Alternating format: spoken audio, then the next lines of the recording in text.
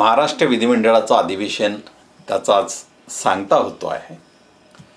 पण बऱ्याच वेळा अधिवेशनामध्ये अनेक गोष्टी गाजत असतात. तशा याही अधिवेशनामध्ये काही गोष्टी गाजल्या का, काही चर्चा गाजल्या का, या अशा अनुषंगानं आजची चर्चा आपण करतो आहोत. आपल्यासोबत माननीय अतिथी माननीय राहुल गायकवाड, समाजवादी पक्षाचे मुंबई आणि महाराष्ट्र प्रदेश महासचिव, हे आपल्यासोबत चर्चेला आहेत.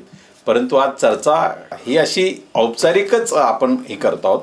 मला वाटतं विधानसभा अध्यक्ष जे आहेत राहुल नार्वेकर यांनी यावेळी जे मराठी वाचनाचा त्यांचा जो एकूण कार्यक्रम गाजला आणि त्यावर महाराष्ट्रातून जी प्रचंड गदारोळ या अधिवेशनाच्या पहिल्याच दिवसानंतर जो उभा राहिला शोक प्रस्तावाच्या दरम्यानचा, तर त्याच्यावर तुम्हालाही काही वाटतं, म्हणजे त्या संदर्भात तुम्हाला काही सांगावंसं वाटतं का, काही प्रतिक्रिया व्यक्त व्हावं असं काही? नमस्कार. महाराष्ट्र विधिमंडळाचं पावसाळी अधिवेशन 22 जूनला सुरू झालं आणि आज 10 जुलैला ते संपत आहे, सांगता होत आहे. आणि हे अधिवेशन मुख्यतः 3 गोष्टीमुळे खूप गाजलेलं आहे. पहिली गोष्ट आहे की दिवंगत आमदार असतील, खासदार असतील, राष्ट्रीय नेते असतील किंवा दिग्गज व्यक्ती असतील, महाराष्ट्रातले असतील, देशातले असतील, अशा व्यक्तींचा एक श्रद्धांजली वाहण्यासाठी एक शोक प्रस्ताव मांडला जातो अधिवेशनाच्या पहिल्याच दिवशी. आणि तसा तो मांडला गेला. आणि तो मांडल्या गेल्यानंतर विधानसभेचे अध्यक्ष राहुल नार्वेकर यांनी ज्या पद्धतीने शोक प्रस्तावाचं वाचन केलं, तो शोक प्रस्ताव मराठीत होता. आणि त्या शोक प्रस्तावाचं वाचन केल्यानंतर की ते मराठीची आबरू घालवतात की इज्जत घालवतात की असा सगळा प्रश्न महाराष्ट्राच्या जनतेसमोर पडलेला आहे. त्यांना 10 लाईन 4 लाईनचं जे मराठीतला शोक प्रस्ताव होता तो त्यांना नीट वाचता आला नाही. आणि एवढं म्हणजे गंभीरता का नाही, म्हणजे हे त्यांना वाचता येत नाही असा प्रश्न नाही, पण ती गंभीरता त्यांच्यात का नाही कामकाजाच्या संदर्भातली, हा खरा चिंतेचा विषय आहे. दुसरी गोष्ट आहे की जो उपसभापती पदाची निवडणूक झाली विधान परिषदेच्या, आणि त्या विधान परिषदेच्या सभापती पदाची निवडणूक ज्या पद्धतीने महाराष्ट्राने आजपर्यंत पाहिलेली आहे की त्याला छेद देणारी गोष्ट घडलेली आहे. साधारणतः महाराष्ट्रामध्ये एक प्रथा आहे की विधान परिषदेचे उपसभापती पद हे विरोधी पक्षांना द्यायचं. आणि काँग्रेसच्या काळामध्ये त्या प्रथेला, परंपरेला पाळलं गेलं. पण गेल्या 10 वर्षामध्ये मोदी युग आणि महाराष्ट्रामध्ये देवेंद्र फडणवीस यांचं युग सुरू झाल्यानंतर त्यांचा सत्तेतला जो सहभाग आहे आणि त्या सत्तेतल्या सहभागाने त्यांनी जे रावी त्यांनी जो माज दाखवायला सुरुवात केलेली आहे, त्याच्यामुळे सगळ्या प्रथा परंपरा महाराष्ट्राच्या की ह्या पायदळी तुडवल्या जात आहेत. एक गौरवशाली महाराष्ट्राच्या विधानसभेचा इतिहास राहिलेला आहे. आज 90 वर्ष पूर्ण होत आहेत त्या महाराष्ट्र विधिमंडळाला. आणि या 90 वर्षाच्या पार्श्वभूमीवर आपण या अधिवेशनाकडे 90 वर्ष म्हणजे ब्रिटिश काळापासून त्यापासूनच आहे. म्हणजे महाराष्ट्र विधिमंडळ अस्तित्वाचं 1935 नंतर जे अस्तित्व आलं त्यानंतरच आहे. तर ह्या 90 वर्षाचा जो कालखंड आपण महाराष्ट्र विधान परिषदेचा, विधानसभेचा पाहिला, तर हे आत्ता जे पावसाळी अधिवेशन सुरू आहे त्याच्यामध्ये अनेक प्रथा परंपरेचं उल्लंघन झालेलं आहे, त्या पायदळी तुडवलेल्या आहेत. आणि महाराष्ट्राचा जो गौरवशाली इतिहास राहिलेला आहे या सगळा तो त्या गौरवशाली इतिहासाला कुठेतरी कलंकित करण्याचा प्रयत्न केला जातोय. तो जाणीवपूर्वक होतोय की ती गंभीरता नसल्यामुळे होतोय, हा एक चर्चेचा, संशोधनाचा भाग असू शकतो, पण तो होतो हे खरं आहे. हे अधिवेशन जे पावसाळी अधिवेशन आता सुरू आहे, तर त्या पावसाळी अधिवेशनाचा प्रत्येक दिवशीचा जो खर्च आहे तो 15 ते 20 कोटी रुपये खर्च आहे प्रत्येक दिवसाचा. 3 आठवडे अधिवेशन चाललं. 3 आठवड्यामध्ये शनिवार रविवार सोडला तर 14 दिवस आपण पकडून चालू आहे. 14 दिवस अधिवेशन चाललं आणि 15,000 जरी पकडलं तर ते 200 करोडपर्यंत या अधिवेशनाला खर्च आलेला आहे. हा खर्च जो आहे की आमदारांचे भत्ते आहेत, सुरक्षा व्यवस्था आहे, कर्मचाऱ्यांचा ओव्हरटाईम आहे, त्यांचा भत्ता आहे आणि अधिवेशनासाठी लागणारी जी कागदपत्रं आहेत, छपाईचे काम आहे, त्यासाठी लागणारा खर्च जो आहे की तो हा खर्च त्याच्यामध्ये समावेश असतो. पण एवढा खर्च करून, एवढी उधळपट्टी करून, आमदारांना भत्ते देऊन की आपण बघतो की सभागृहातली उपस्थिती काय आहे आमदारांची. आमदार किती गंभीरपणे आहेत, आपल्या मतदारसंघाचं प्रतिनिधित्व ते त्या ताकदीने करतात की नाही, आपल्या मतदारसंघातले प्रश्न मांडतात की नाही, हा प्रश्न. आणि त्या अनुषंगाने 2 गोष्टी आणखी महत्त्वाच्या, म्हणजे त्या छोट्या होत्या. म्हणजे ज्यावेळेस प्रश्नोत्तराचा तास होता, त्या प्रश्नोत्तराच्या तासाला म्हणजे प्रश्न विचारला जात असताना मंत्री महोदयांच्या हातात मोबाईल होता. ही एक घटना घडली की जे औचित्यभंग आहे म्हणजे तो खरं तर. आणि दुसरा की त्या ठिकाणी म्हणजे प्रश्न जे विचारलेत म्हणजे 15 वर्षापूर्वी विचारलेल्या प्रश्नांची आता उत्तरं आली. हां, तर हे अशा अनेक गोष्टी आहेत. काल मला वाटतं की कालचीच घटना असेल की विधानसभागृहामध्ये म्हणजे प्रश्नाला उत्तर देण्यासाठी एकही मंत्री हजर नव्हता.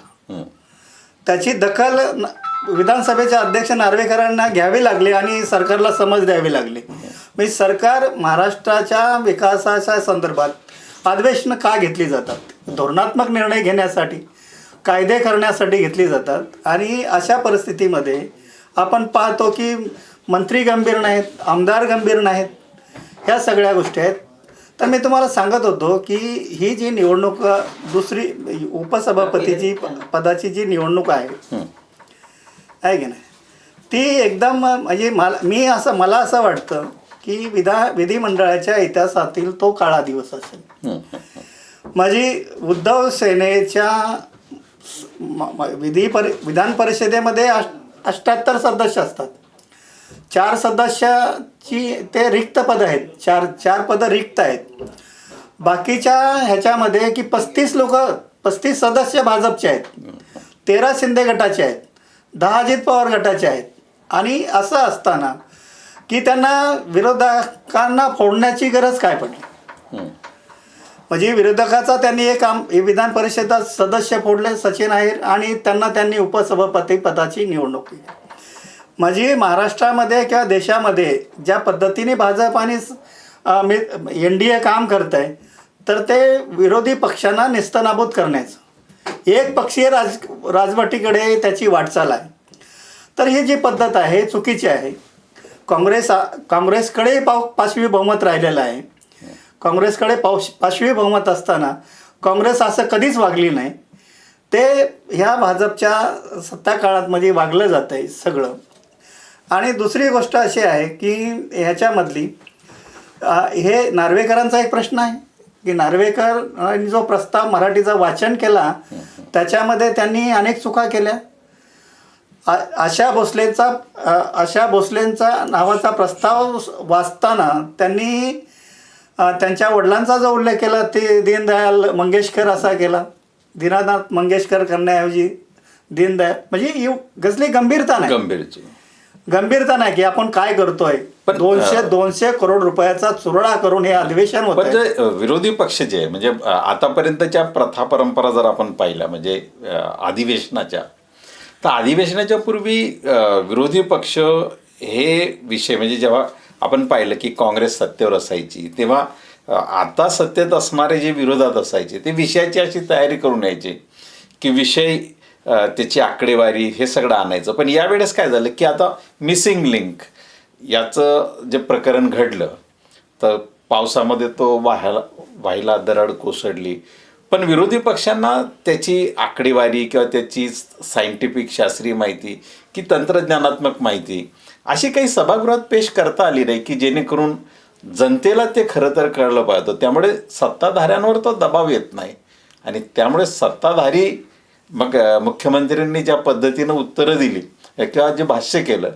की भाडेके टट्टू वगैरे असं जे भाष्य केलं तर इथपर्यंत गेलं. म्हणजे विरोधी पक्षांचा हा जो वैचारिक दबदबा जो पाहिजे तो दिसत नाही सभागृहामध्ये. असं नाही, मी कसं आहे की मला मी जे या पूर्ण पावसाळ्या अधिवेशनाकडे जे पाहतो ते मी तीन गोष्टीच्या हे करून पाहतो. आणि चौथी गोष्ट जी आहे ते तर आर्थिक आहे. की 4 गोष्टी आहेत. पहिली गोष्ट तर आहे की या अधिवेशनावरती हा जनतेचा पैसा, महाराष्ट्रातल्या जनतेचा टॅक्स पैसा या अधिवेशनासाठी खर्च होतो, त्याची उधळपट्टी होती आणि सरकार गंभीर नाही. हा पहिला मुद्दा आहे. दुसरा मुद्दा हा आहे की आपल्याकडे पूर्ण बहुमत असताना की तुम्ही विरोधी पक्षांना कमकुवत का करताय. लोकशाहीमध्ये विरोधी पक्षाचं अस्तित्व असणं खूप गरजेचं आहे. ते अस्तित्व तुम्ही का संपवताय, म्हणजे तुमचा हेतू काय आहे ते संपवण्याचा, हा दुसरा मुद्दा आहे. पण त्यावर राज ठाकरेंची एक प्रतिक्रिया मी तुम्हाला सांगतो. म्हणजे की त्यांनी की बाजारात जे विकायला, म्हणजे त्यांनी एक असं देह विक्रय करायला जे तयार आहेत त्यांच्यासाठी बाजारात ग्राहक असतात. म्हणजे हे जे विकले जाणारे जे आहेत, म्हणजे सत्ताधारी प्रयत्न करणार. हे कसं आहे माहिती ना की आपण महाराष्ट्रातल्या 13 करोड जनतेचं प्रतिनिधित्व करतोय. बिलकुल बिलकुल. आणि आपण त्यांचे मालक नाही, आपण त्यांचे सेवक आहोत. त्या जनतेने तुम्हाला मत देऊन पाठवलेलं आहे आणि तुम्हाला काय कायमस्वरूपी पाठवलेलं नाहीत. तुम्ही काय करताय त्याच्यावर त्यांची नजर आहे. 5 वर्षांनी तुम्हाला ते बदलणार आहेत. तुम्हाला ठेवायचं की बदलायचं हा निर्णय ते घेणार आहेत. आपण मालक नाही, आपण सेवक आहोत. ह्याचं भान असलं पाहिजे ना. म्हणजे खरीददारी म्हणजे काय, तुम्ही गुलामी व्यवस्था नाही की तुम्ही त्याला खरेदी केलं म्हणजे कायमचं केलं असं. ज्या पद्धतीने मुख्यमंत्र्यांनी विधान केलं की सध्या जे टीका करतात, मी त्याच्याकडे अधिवेशनाच्या संदर्भात बोलताना मी त्याच्याकडे येतो. तुम्हाला जे म्हणायचं आहे ते असं आहे की विरोधक आहेत ना ते आक्रमक नाहीत. महाराष्ट्राच्या जनतेच्या प्रश्नावरती म्हणजे मला माझा त्याच्यापेक्षा आणखी पुढचा मुद्दा असा आहे की विरोधक जे काही बोलत आहेत त्यांना भाडेके टट्टू म्हणून जे काही बोललं तर याचा अर्थ जनता या नंतरही आम्हालाच निवडून देणार, हा जो एक दर्प आहे त्यांच्या बोलण्यामधला. म्हणजे कसं आहे की त्यांनी ज्या पद्धतीने ह्या निवडणुका लढवल्या जात आहेत आजकाल महाराष्ट्रामध्ये विधानसभेच्या निवडणुका लढवल्या, UP-मध्ये आपला पश्चिम बंगालमध्ये झाल्या, बिहारमध्ये झाल्या, तर त्यांना मतदाराची गरज पडत नाही. आता SIR त्यांनी चालू केलेलं आहे. म्हणजे भाजप जे आहे की ते अनेक पद्धतीने म्हणजे ABCD असं प्लॅनमध्ये निवडणूक लढवते. म्हणजे आपण फक्त आत्तापर्यंत बोलत होतो की जे मशीन आहे, EV मशीन आहे तिला मॅनेज करतात, पण त्याच्या पुढचं जाऊन त्यांनी पेट्या बदली करणं, मशीनच बदली करणं इथपर्यंत ते आले. आज त्यांनी असं केलं की SIRच्या माध्यमातून त्यांनी असं केलं की आपल्याला ज्या मतदारसंघामध्ये निवडून येण्याची शक्यता नाही त्या मतदारसंघामध्ये त्यांनी किती मताची गरज आहे तेवढी मतं कशी वाढवता येतील त्यासाठी त्यांनी नवीन मतं आपण तिथं त्यांनी जोडली. मग ती माणसं त्यांनी गुजरातमध्ये निवडणुका गुजराती लोकांना आणलं. मुंबईमध्ये आपण बघितलं की एका घरामध्ये 80 लोक मिळाली. तर ते त्या पद्धतीने ते सगळं करायला लागले. त्यांना गरज राहिली नाही, मतदारांची गरज राहिली नाही आणि या सिस्टमवरती ते आता प्रक्रियेवरती मतदानाच्या अवलंबून राहिले नाहीत. त्यांनी त्याचा बंदोबस्त केलेला आहे. त्याच्यामुळं त्यांना महाराष्ट्रातल्या म्हणजे मतदारांची जनतेची मर्जी सांभाळण्याची काही गरज वाटत नाही. ह्या भरमत आहे आणि त्याच्यामुळं त्यांच्या अंगामध्ये माज आणि मस्ती आहे. ह्या सगळ्या गोष्टी अधिवेशनाच्या संदर्भात जर बोलायचं झालं तर कालच म्हणजे परवाच्या दिवशी की जे अतिवृष्टीमुळं जे महाराष्ट्रामध्ये दैना झाली, महाराष्ट्राची तुडुंब पाण्यामध्ये मुंबई आणि आसपासचा परिसर बुडाला.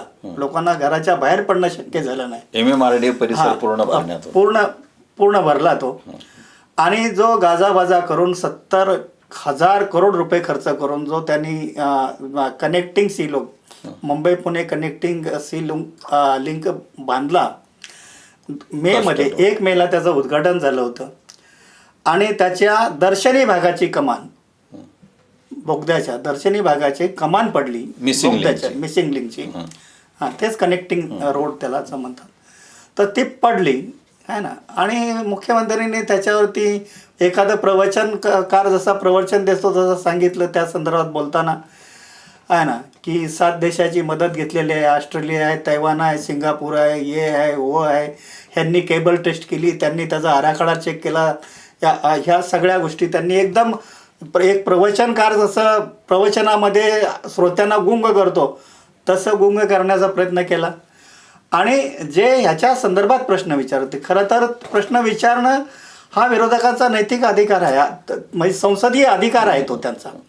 आणि त्यांनी जेव्हा ते प्रश्न विचारले तेव्हा त्यांना भाड्याचे टट्टू म्हणणं, महाराष्ट्र विरोधी म्हणणं, महाराष्ट्राला बदनाम करता येतं असं म्हणणं, मी खपवून घेणार नाही, मी बघून घेईन.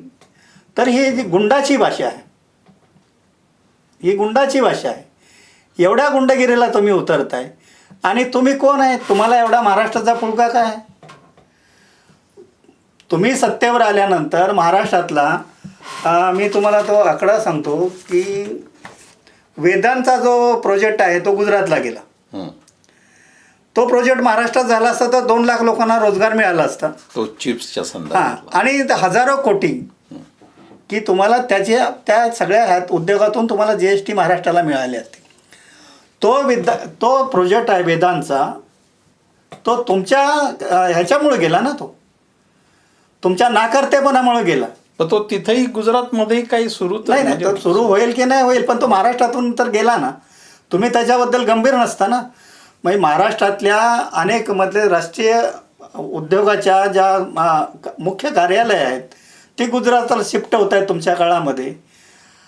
महाराष्ट्रातले उद्योग गुजरातकडे शिफ्ट झालेले आहेत. आणि तुम्ही महाराष्ट्राचे मतलब की पुळका तुम्हाला आलेला आहे. या महाराष्ट्राचं आणि तुमचं घेणं देणंच नाही ना. संयुक्त महाराष्ट्राच्या लढाईमध्ये जो मुंबईसह संयुक्त महाराष्ट्राचा संघर्ष झाला, लढाई झाली, त्या लढाईमध्ये जनसंघ कुठे होता? राष्ट्रीय स्वयंसेवक संघ कुठे होता? की मुख्यमंत्री, आजचे जे मुख्यमंत्री आहेत ज्यांना महाराष्ट्राचा एवढा पुतना मावशीसारखा त्यांना पुळका आलेला आहे, ते कुठे होते? त्यांची विचारधारा आहे नाही. त्यांनी द्विभाषिक राज्याला त्यावेळेस पाठिंबा दिलेला आहे. एक भाषीय राज्याला त्यांनी विरोध केलेला आहे. एक भाषीय राज्याला विरोध करणं म्हणजे महाराष्ट्राच्या निर्मितीला विरोध करणं. त्यांना आज महाराष्ट्राचा म्हणजे पुळका आलेला आहे. ते आम्हाला महाराष्ट्राच्या बद्दलचा अभिमान शिकवणार. त्यांच्याकडून प्रतिष्ठीपत्र घ्यायचे सगळे महाराष्ट्रातल्या जनतेने. तर हे महाराष्ट्राच्या विरोधातली लोक आहेत. त्या महाराष्ट्राच्या आणि या ज्या अधिवेशनामध्ये आपण अधिवेशनाकडे येऊया. हे सगळं जे आहे आणि संघ आणि भाजप आणि प्रधानमंत्री मोदी आणि देवेंद्र फडणवीस महाराष्ट्राचे मुख्यमंत्री हे कुठल्या विचारधारेचे आहे आणि त्यांचे विचारधाराचा या देशाच्या स्वातंत्र्याच्या आंदोलनामध्ये काय संबंध राहिलेला आहे, महाराष्ट्राच्या निर्मितीमध्ये काय संबंध राहिलेला आहे, त्याच्या जगाला माहिती आहे सगळं. त्याच्याबद्दल काय चर्चा करायची गरज नाही. पण ह्या अधिवेशनामध्ये की ह्या मी सांगितलं की ह्या महाराष्ट्राला कलंकित करणाऱ्या गोष्टी 3 घडलेल्या आहेत. विधानसभेच्या अध्यक्षांना मराठीतल्या प्रस्तावाचं वाचन करता आलेलं नाही. विरोधी पक्षांना फोडून त्यांनी उपसभापती पदाची निवडणूक ज्या पद्धतीने लढवली आणि ज्या पद्धतीने त्यांनी सगळं त्या निवडणुकीचं महाराष्ट्राच्या जनतेसमोर चित्र उभं केलं की ते महाराष्ट्राच्या संसदीय विधिमंडळ परंपरेला कलंकित करणारी गोष्ट आहे. आणि तिसरी गोष्ट आहे की फडणवीसांनी अतिवृष्टीच्या संदर्भात विरोधकांना ज्या धमक्या दिल्या ती गोष्ट आहे. खरं तर विधिमंडळ असू दे किंवा संसदीय कामकाज असू द्या, संसदेचे अधिवेशन असू द्या, त्याच्यामध्ये असतं की विरोधी पक्ष नेहमी आक्रमक राहिलेला आहे आणि तो असलाच पाहिजे. कारण जनतेचं प्रतिनिधित्व तो करतो, सरकारला धारेवर धरायचं काम करतो. तो विरोधासाठी त्याला नावच विरोधी पक्ष आहे. आणि असं परिस्थिती असताना विरोधी पक्ष आक्रमक नाही, सरकार पक्ष अपक्ष. पण विरोधी पक्ष म्हणजे सत्ताधाऱ्यांशी काही हात मिळवण्यातून आहे की काय? नाही, काही कारण असतील. पण अधिवेशनामध्ये सत्ताधारी पक्षाची हे आहे की विरोधी पक्ष सत्ताधारी पक्षाला धारेवर धरत नाही, जनतेचे प्रश्न घेऊन लढत नाही. मग तुम्ही बोललात तसं अभ्यासपूर्ण भाषण करत नाही आहे ना. अतिवृष्टीमध्ये नेमकी काय म्हणजे हे सोशल मीडियामुळं अतिवृष्टीमध्ये काय नुकसान झालं आहे ना ते सोशल मीडियामुळं समोर आलेलं आहे. ते गोदी मीडियाने समोर आणलेलं नाही. सोशल मीडियाने व्हिडिओ अपलोड केले, माहिती टाकल्या, इथे हे वाहून गेलं, तिथं ते वाहून गेलं, इथे हे नुकसान झालं, त्यांनी ते केलेलं आहे. सत्ताधारी पक्षाच्या कुठल्याही आमदारांनी विधानसभा किंवा विधान परिषदेमध्ये त्या संदर्भात कुठलंही अभ्यासपूर्ण भाषण केलेलं नाही.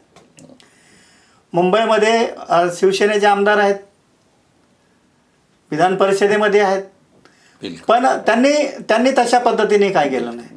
आपण पाहतोय सगळं की हे सगळं झाल्यानंतर की ह्यांनी जे केलंय त्याची घाण आम्ही काढतोय. मुंबई महानगरपालिकेत शिवसेनेची एवढे 15-20 वर्ष सत्ता राहिली, त्यांनी जे केलंय ते आम्हाला निस्तरायचं आहे असं सगळं सांगितलं जात होतं. पण ह्या पहिल्याच पावसामध्ये अतिवृष्टीमध्ये जे चित्र मुंबईने पाहिलं तसं चित्र उद्धव ठाकरे महानगरपालिकेत उद्धव ठाकरे शिवसेनेची सत्ता असताना असं कधी एवढं भयानक झालं नाही. हे पण आपण पाहिलं पाहिजे सगळं. तर ह्या सगळ्या गोष्टी आहेत. तर ह्या अधिवेशनाच्या दुसरी गोष्ट आहे की या अधिवेशनामध्ये झालं काय, या कलंकित घडणाऱ्या गोष्टी झालेल्या आहेत. सत्ताधाऱ्यांनी आपला माज दाखवलेला आहे, विरोधकांनी आपला नाकर्तेपणा दाखवलेला आहे. या सगळ्या गोष्टी महाराष्ट्रातल्या जनतेसमोर आलेल्या आहेत त्या आहे ना. आणि ते सगळं बघतायत. विधिमंडळाचं लाईव्ह पण लोक बघतायत, सोशल मीडियावर पण जातं या सगळ्या गोष्टी.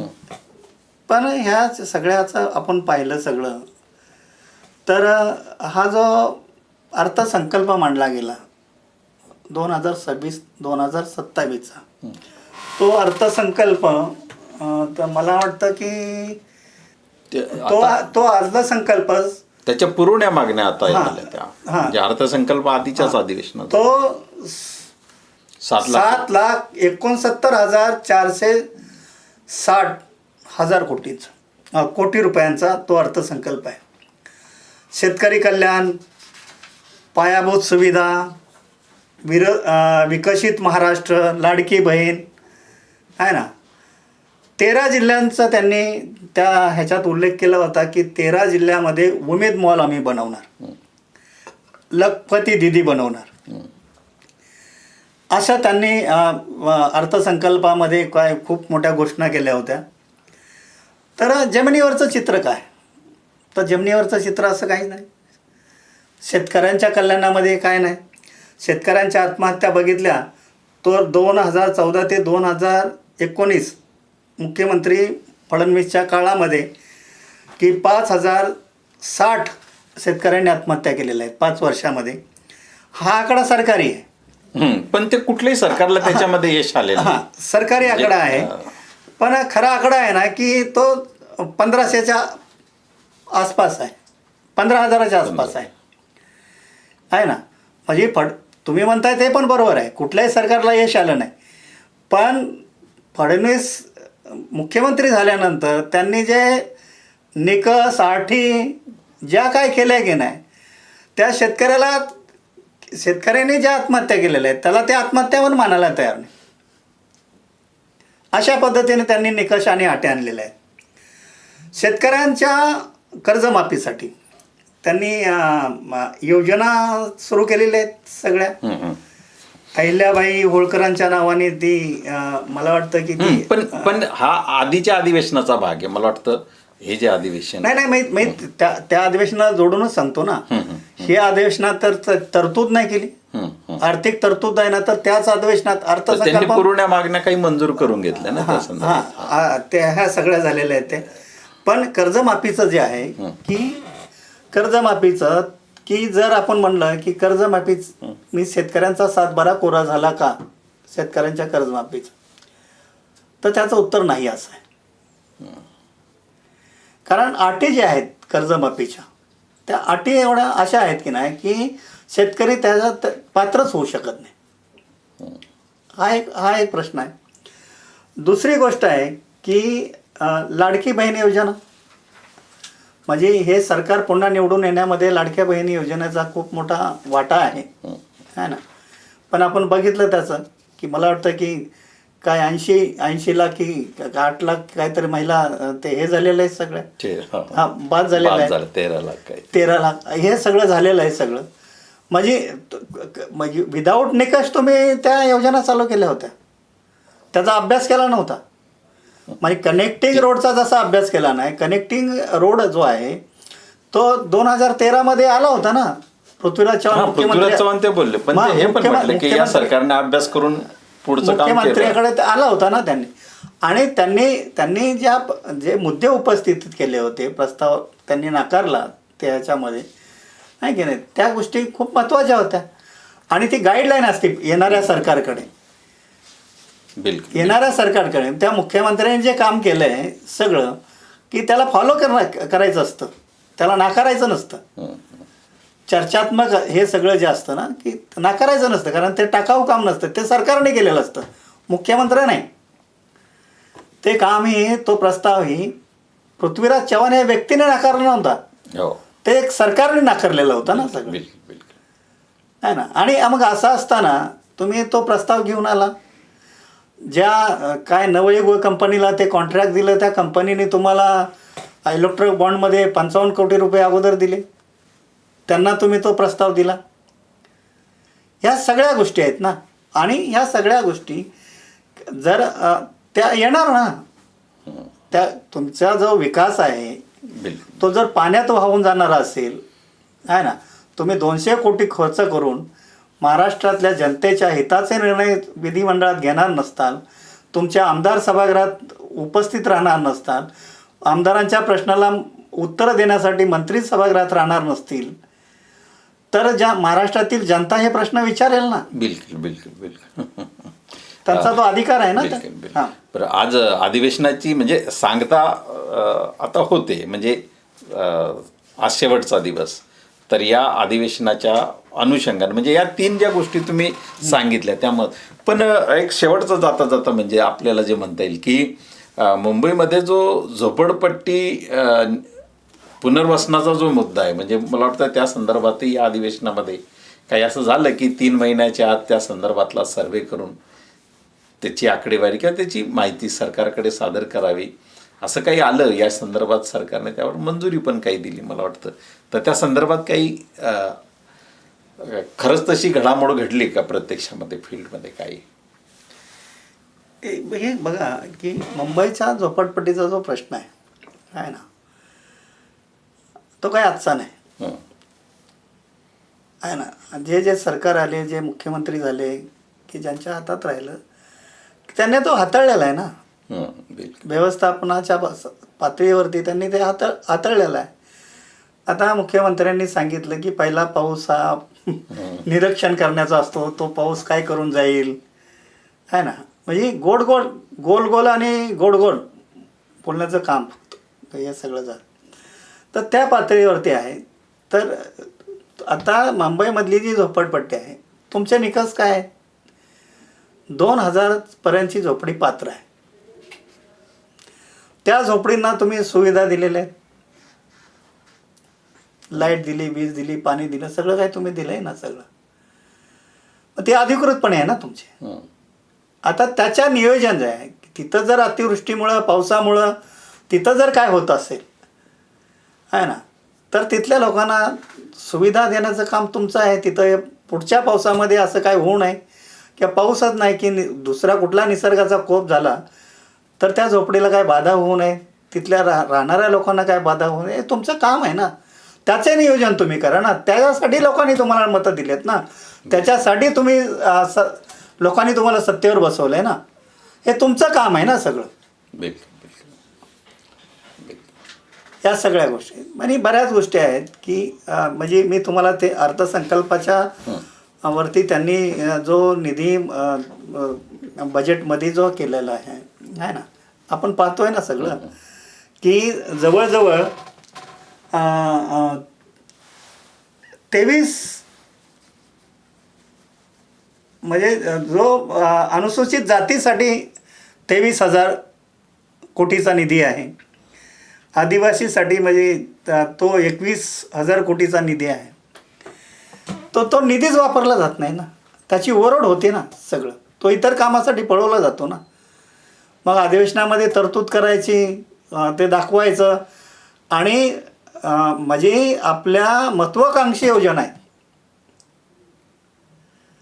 हे, म्हणजे हे आजचं नाही, ह्या भाजपच्या सरकारच्या काळातच नाही, हे खूप वर्षापासून चालत आलेलं आहे की तो निधी वेगळ्या ठिकाणी वळवायचा, मग त्याला पळवून न्यायचं, त्या निधीलाच पळवून न्यायचं, असं सगळं चाललेलं आहे. दुसरी गोष्ट या अधिवेशनामधली जी आहे की महाराष्ट्रामध्ये आपण बघतोय की पूर्ण महाराष्ट्रामध्ये एक अनुसूचित जातीच्या उपवर्गीकरणाचा एक इश्यू आहे, समस्या आहे. या अनुसूचित जातीमध्ये 59 जाती आहेत. 59 जातीपैकी 58 जाती एका बाजूला आहेत, ते नाकारत आहेत, उपवर्गीकरण नाही झालं पाहिजे. मातंग समाज एक अशी जात आहे की ती उपवर्गीकरणाच्या बाजूने उपवर्गीकरण झालं पाहिजे म्हणते, अबकडं झालं पाहिजे म्हणते. आणि त्याच्या पाठीमागं सगळं हे सरकार आहे, मुख्यमंत्री स्वतः आहेत त्याच्या मागे, त्यांच्या बैठका मुख्यमंत्र्यासोबत होत आहेत, या सगळ्या गोष्टी आहेत. मुख्यमंत्र्यांनी त्या संदर्भामध्ये विधानसभेत एक खोटं विधान केलं, विधिमंडळात. मी खोटं बोलणारा मुख्यमंत्री अशी प्रतिमा त्यांची त्यामुळे झाली. त्यांनी असं सांगितलं की सुप्रीम कोर्टाने दिलेल्या आदेशानुसार, आदेश नाही तो एक नाही मार्गदर्शक, तो मार्गदर्शक आहे ना, मार्गदर्शक. पण त्यांनी काय सांगितलं, सुप्रीम कोर्टाच्या आदेशानुसार आहे ना की आपल्याला उपवर्गीकरणाच्या बाबतीतला निर्णय घ्यायचा आहे. घेतोय म्हणले नाही, ते आपल्याला घ्यायचा आहे. मग परत त्यांनी गोल गोल करत सर्वसंमती, चर्चा, अमुक तमुक हे मुद्दे आणले सगळे. पण त्यांनी सांगितलं की आदेशानुसार, तो आदेशच नाही, बंधनकारक बी नाही, त्यांचं एक मार्गदर्शन तत्त्व आहे की तुम्हाला वाटलं तर करा, नाहीतर करू नका. आणि मग 58 जातीचा विरोध असेल 59 जातीपैकी, तर एक जात मागत असेल तर तुमचा अट्टास काय, तुम्ही त्यासाठी आयोग का नेमला, तुम्ही सुरुवात का केली, या सगळ्या गोष्टी सहमतीच करायची होती. तर ह्या 59 जाती आहेत ना, त्यांच्या प्रतिनिधीशी बोलायला पाहिजे होतं. त्यांच्या म्हणजे कसं आहे की सभागृहामध्ये सभागृहाचं पावित्र्य काय आहे, सभागृहात काय बोललं पाहिजे, काय नाही बोललं पाहिजे, खोटं बोलणं, रेटून बोलणं, या सगळ्या ज्या गोष्टी आहेत त्या या अधिवेशनामध्ये आपल्याला पाहायला मिळालेल्या आहेत. या सगळ्या गोष्टी माज आहे, मस्ती आहे या सरकारकडे, आणि विरोधकाला दाबण्याचं आहे. विरोधक आपण पाहिलं तर देशाच्या राजकारणातला, संसदेतला असू दे किंवा महाराष्ट्रातला असू दे, है ना, तो त्याची ग्रीपच पकडना झाली. त्याची कारणं काय आहेत ते शोधली पाहिजेत. आणि असं बघितलं तर आपण भीती आहे, हे सरकार ईडी आणि CBIच्या भरोश्यावर चालतं. आणि हे फडणवीस जे दादागिरीने बोलत आहेत, कुत्रे, विरोधकांना कुत्रे, भाड्याचे टट्टू, अमुक तमुक, हे सगळे शब्द वापरत आहेत, आहे ना. ते त्यांच्या पाठीमागं ईडी आणि CBIचं खंबीर त्यांच्या मागे ह्या उभा आहेत. आणि त्याच्यामुळं विरोधकांचं असं झालं की त्यांनी जर तसा प्रश्न विचारले, सरकारला धारेवर धरलं, आहे ना, की दुसऱ्या दिवशी त्याच्या घरी नोटीस जाईल ईडी CBIची.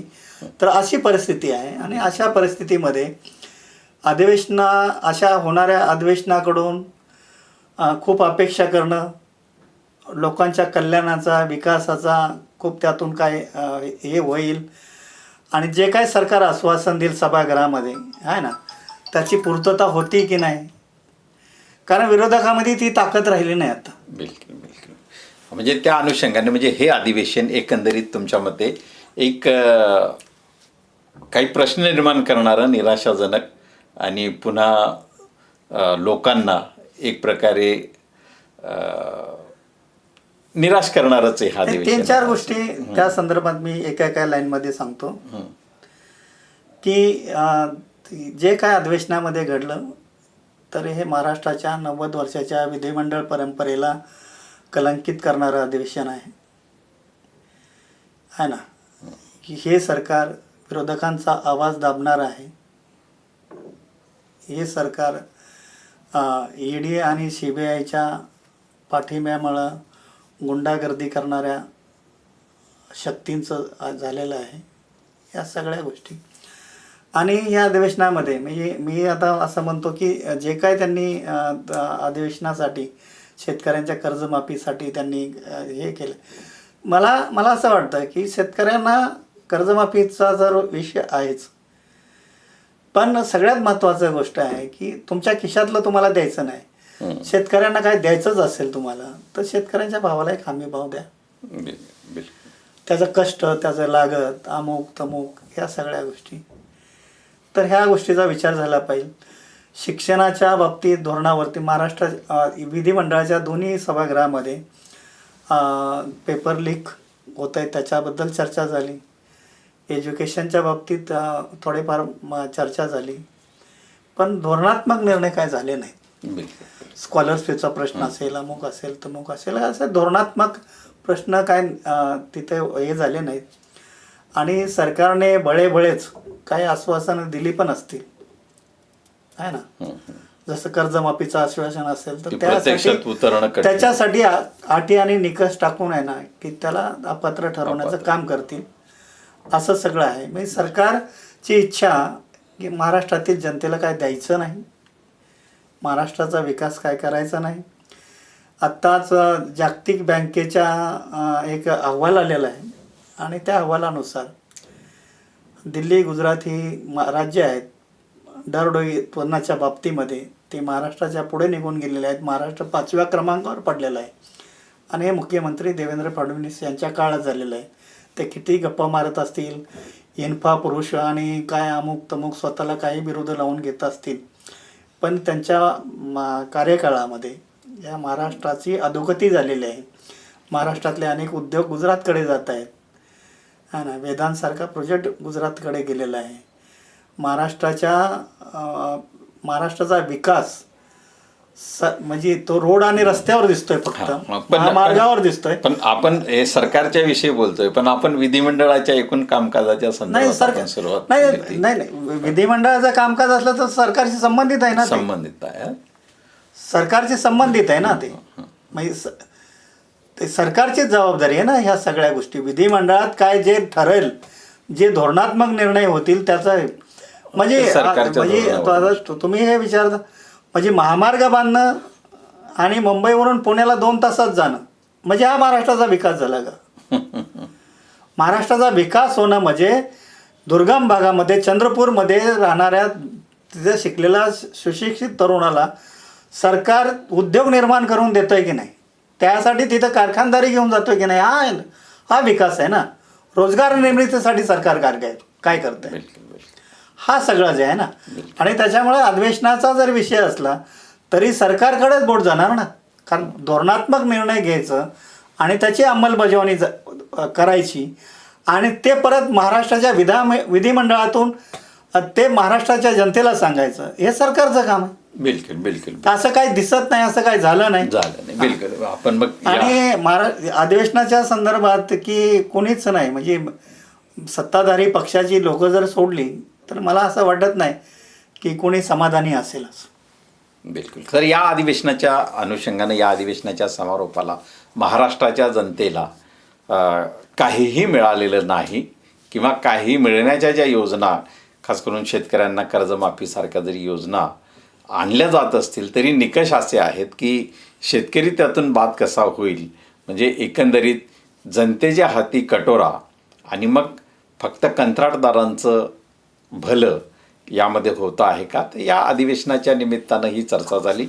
निमित्त आपण अधिवेशनाच्या एकूण 21 दिवसाच्या किंवा त्यात झालेल्या 14 दिवसांच्या अधिवेशनाच्या कामकाजावर करत असताना त्या अनुषंगानं सरकारच्या या ध्येयधोरणांची ही एक प्रकारे समीक्षा या ठिकाणी माननीय राहुल गायकवाड, ज्येष्ठ पत्रकार आणि समाजवादी पक्षाचे महाराष्ट्र मुंबई प्रदेश महासचिव यांनी केली.